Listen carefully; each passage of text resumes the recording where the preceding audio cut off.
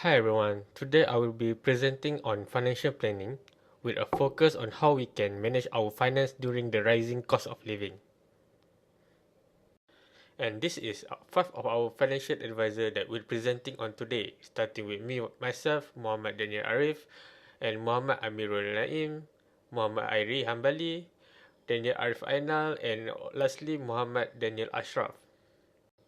As we all know, the prices of daily necessities such as food, transportation, housing, and utilities continue to increase. Because of this, financial planning has become more important than ever. It helps individuals manage their income wisely, control spending, and achieve long-term financial security. In this presentation, we will discuss several key areas of our financial planning, including debt management, saving goal, insurance planning, retirement planning, tax planning, and estate planning. This topic will help us understand how to make a better financial decision and prepare for a better current and future financial needs. Over the past few years, the price of everyday necessities such as groceries, transportation, housing, utilities, and even childcare have increased due to inflation. This means people need to spend more money just to maintain their daily lifestyle. At the same time, salary growth has not increased at the same rate as living costs. Although some people receive the salary increment, they are often not enough to keep up the rising price of goods and service. As a result, many households find it difficult to save money because a larger portion of their income is spent on essential expenses. This leaves less money available for emergency investment or future goals. To manage their monthly expenses, many people also rely on credit card, buy now pay later (BNPL), service or personal loans. While this can provide short-term financial support, depending on them too much can lead to debt and financial stress. This is why proper financial planning is essential. It helps individuals manage their money wisely, control their spending, and prepare for future financial needs. And now, let me introduce our client. Our client is Mr. Ahmad, a 20 years old junior operation executive who lives in Kuala Lumpur. He earned a monthly income of 3,500 and is married with one child who is 3 years old. As the sole breadwinner of a young family, Mr. Ahmad has several financial responsibilities, including providing for his family's daily needs, paying monthly bills, and planning for his child's future. Although his income is stable, increasing living costs and financial commitments have made it more challenging for him to manage his finance effectively. Let's look at the financial issue he is currently facing.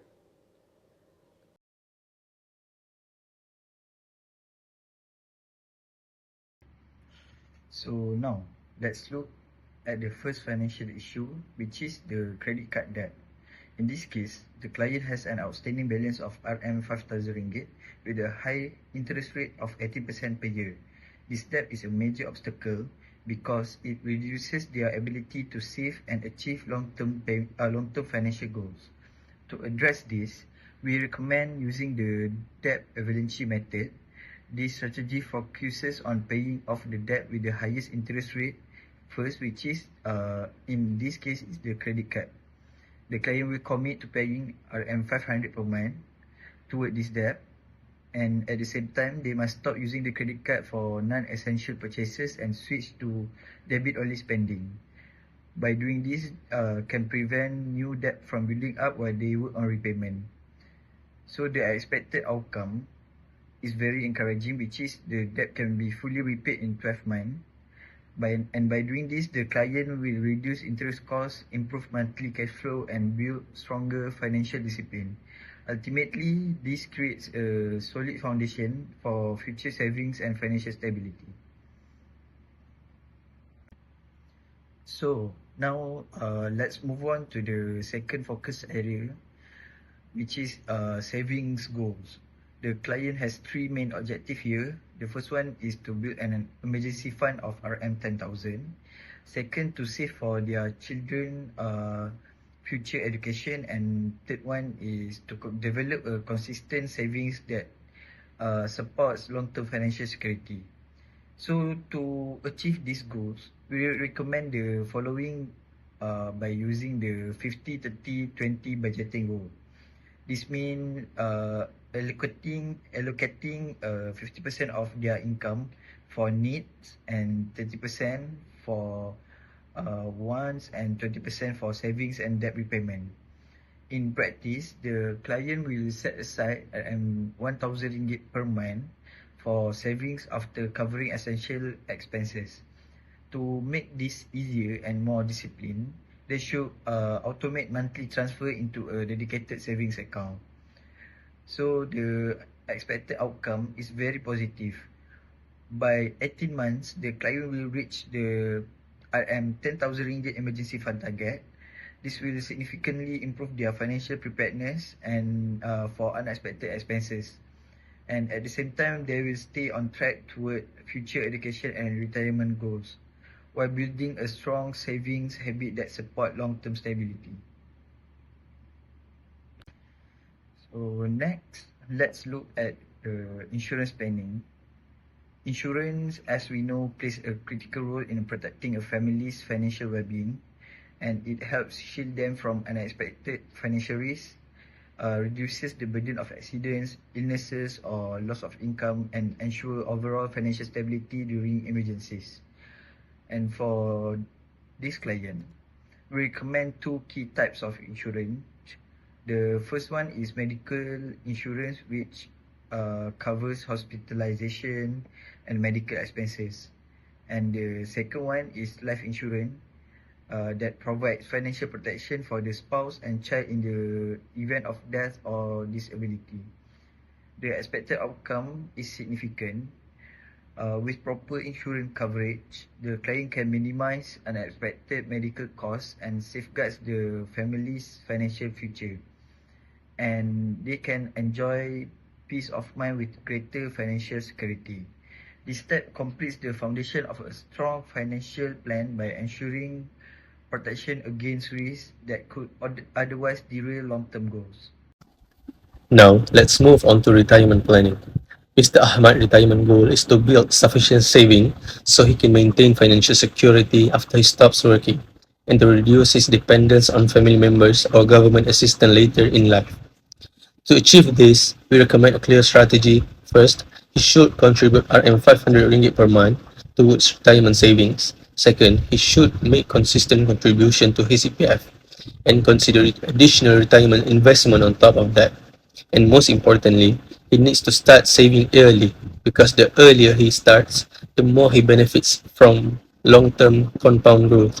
If he follows this plan, the expected outcome is that Mr. Ahmad can accumulate a larger retirement fund by age 60, enjoy greater financial independence with a more comfortable retirement, and be better prepared for future living and healthcare expenses. Moving on to tax planning, our strategy is to help Mr. Ahmad maximize the available tax relief so he can reduce his taxable income. For example, he can claim eligible reliefs such as child relief worth RM2,000 and lifestyle relief worth up to RM2,500. We also advise him to keep proper record of all his eligible expenses to ensure accurate tax filing. By doing this, the benefits are straightforward. He reduces his annual tax payable, increases his disposable income and savings, and overall improves his financial management through effective tax planning. Lastly, estate planning. Our recommended strategy is for Mr. Ahmad to appoint his spouse and children as EPF nominees. He should also prepare a will to make sure his assets are distributed according to his wishes. And it's important that he regularly reviews and updates his nominations and estate planning documents, since circumstances can change over time. The benefits of doing this are significant. It ensures his assets are distributed fairly to his beneficiaries, prevents family disputes, and delays in asset distribution, and most importantly, provides financial security for his spouse and children after his passing. The importance of financial literacy and how proper financial planning can improve Mr. Ahmad's financial well-being. The first link is a comprehension of financial literacy. We teach Mr. Ahmad that financial literacy is the knowledge and skill needed to manage money wisely, make informed financial decisions, and achieve financial security. The second is teach Mr. Ahmad about the money management skill, how to prepare the financial plan by managing income, controlling expenses, reducing debt, building saving, and planning for the future financial needed. The third is ability to set a financial goal.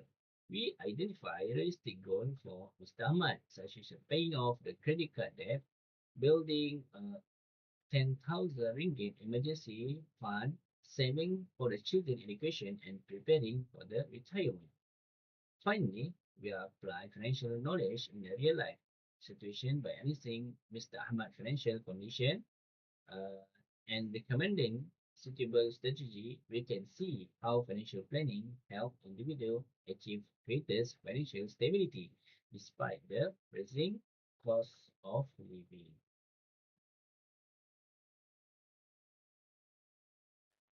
Hello, today I will explain about the money management. Money management is planning, controlling how we earn, spend, save, and invest our money. Good money management helps us avoid financial problems and achieve our finance goal. There are five key concepts of the money management. First is budgeting.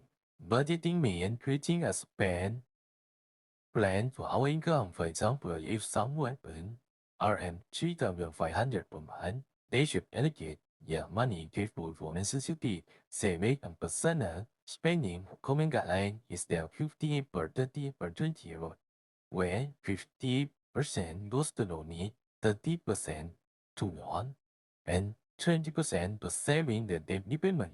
Second is saving. Saving means setting aside the money regularly for future need or emergency. For example, if a person saves RM 500 every month, after 1 year, they will have 6,000 in saving, including any interest earned. Third is investing. Investing allows the money to grow over time through assets such as a unit trust, stock, or the employee provident fund, or we call it EPF. Investing helps people build wealth and prepare for long-term goals like retirement. Four is borrowing. Borrowing should only be done when necessary and meeting our ability to repay. Before taking a loan or using the credit card, you should understand the interest rate and repayment term to avoid excessive debt. Finally, planning for the future. This includes preparing for retirement, children education, children plantation, and estate planning, strategically giving more time to save and allow investment to grow through compound return. In conclusion, practice these five money management concepts help Mr. Ahmad make a better financial decision, reduce financial stress, and achieve long-term financial security. Assalamualaikum. So today I will be discussing fixed and variable expenses. Understanding the difference between these two types of expenses is important because it helps us manage our money more effectively and create a realistic budget. A fixed expense is a cost that stays about the same every month, while a variable expense changes depending on our usage, needs, or circumstances. Let's look at each expense shown on the slide. So first, streaming services. Streaming services such as Netflix, Disney Plus, or Spotify are usually considered fixed expenses because subscribers pay the same amount every month. Although they provide entertainment and convenience, they are generally considered non-essential expenses because people can cancel them if they need to save money. Next, phone bill. A phone bill is typically a fixed expense because most mobile plans have a set monthly fee. Our phones are essential for communication, work, and emergencies, making this an important and often essential expense in our daily lives. Okay. Third, medical expenses. Medical expenses are usually variable expenses because healthcare needs can change from month to month. Some months may require no spending at all, while others may involve doctor visits, medication, or treatment costs. Medical expenses are considered essential because they directly affect our health and well being. So, groceries. Groceries are variable expense because the amount spent can change depending on food prices, family size, and eating habits. Despite the variation, groceries are one of the most essential expenses since everyone needs food to live and maintain membership. A gym is generally a fixed because member pay a regular monthly fee. While staying active is important for health, the membership itself may be considered semi-essential because there are alternative ways to exercise without paying for a gym. So, rent. Rent is a classic example of a fixed expense because tenants usually pay the same amount every month according to their rental agreement. Rent is one of the most essential expenses because it provides shelters and a place to live. Okay, fast food. Fast food is a variable expense because spending money depends on how often a person chooses to eat out. This expense can easily increase or decrease from month to month. Most people consider fast food not essential because meals can be prepared at home at a lower cost. Internet bill. An internet bill is usually a fixed expense because service providers charge a consistent monthly fee. In today's digital world, internet access has become increasingly essential for work, education, communication, and accessing information. So, last, car repairs. Car repairs are variable expense because maintenance and repair costs are often unpredictable. A vehicle may not need repairs every month, but unexpected issues can lead to significant expenses. For individuals who rely on a car for transportation, these costs can be considered essential. So, fixed and expenses, no, not the fixed and expenses. Fixed expenses are predictable and usually remain the same each month, making them easier to budget for. While variable expenses, on the other hand, fluctuate and require closer monitoring.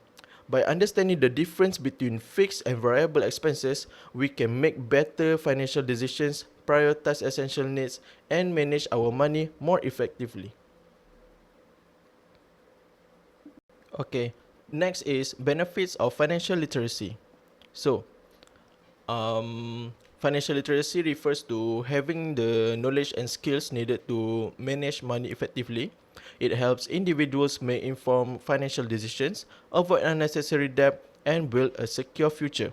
So, let's look at some of the key benefits. First, financial empowerment. When we understand how money works, we gain greater control over our finances. Financial literacy helps us create budgets, monitor our spending, and make informed decisions about saving and investing. Instead of guessing what to do with our money, we are able to make smart choices that supports our financial goals. This knowledge encourages discipline, spending habits, and helps us become more confident in managing our personal finances. Okay, second, security. By learning how to budget and save responsibly, we can prepare for unexpected situations such as medical emergencies, vehicle repairs, or job loss. Having an emergency fund provides peace of mind and reduces the financial impact of unforeseen expenses. Financial literacy allows us to be better prepared for life's uncertainties and helps us maintain stability during difficult times. Okay, third, goal achievement. Another important benefit, whether we want to buy a house, further our education, start a business, or save for retirement, financial literacy help us create realistic plans to achieve these goals. By setting both short-term and long-term goals, we can track our progress and make better financial decisions that bring us closer to achieving our ambitions. Okay, next is stress reduction. Financial problems are one of the leading causes of stress for many people.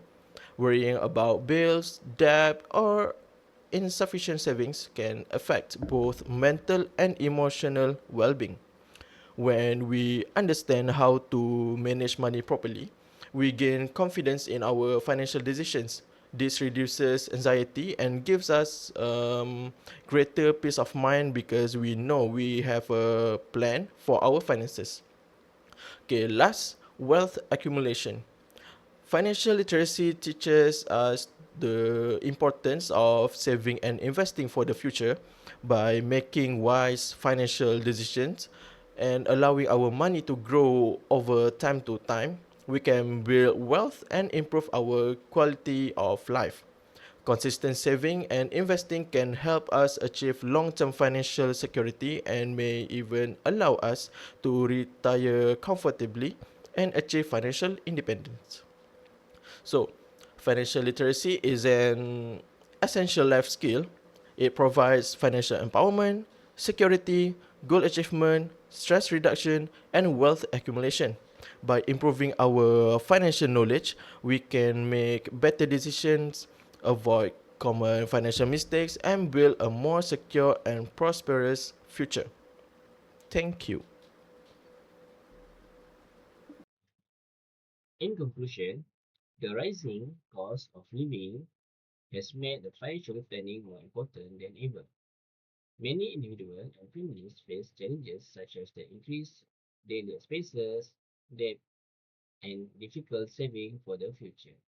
Through our financial plan, Mr. Ahmad, we recommended practice strategy including managing debt using the debt avalanche method, building an emergency fund, obtaining suitable insurance cover, planning for retirement, maximizing tax relief, and preparing an estate plan.